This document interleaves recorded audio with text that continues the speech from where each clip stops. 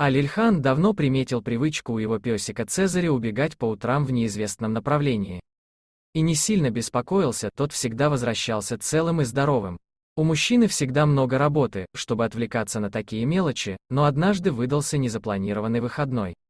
И он решил узнать, куда с таким упорством совершает паломничество Цезарь. Редакция понимает, почему его сердце было разбито, когда он все понял. Цезарь был обычной дворняжкой, ухоженной и любимой собакой семьи, но не более того. От него никто ничего неординарного не ожидал. И поэтому, когда песик уверенно потрусил на окраину города, Али удивился. Но пошел за ним, Цезарь вывел его к кладбищу. И повел дальше, к одному очень важному месту.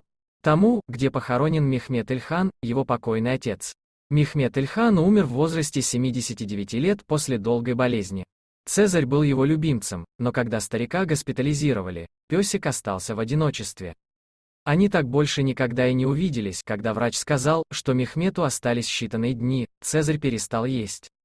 Он первым встретил гроб с телом хозяина, который привезли домой перед прощальной церемонией. И отказывался покидать похоронную процессию, да никто и не гнал его. Тогда почти никто не обратил внимания на Цезаря, есть лишь пара случайно сделанных фотографий. А собачке было так тоскливо, что она не могла окончательно проститься с прежним, любимым хозяином. И каждый день старалась навещать его могилу, Али узнал это у работников кладбища. Он не стал препятствовать Цезарю, но теперь они гораздо чаще ходят проведать покойных вместе. Дорогие друзья, если вам понравилось видео, поставьте лайк, а также подписывайтесь на канал, где найдете еще много интересного.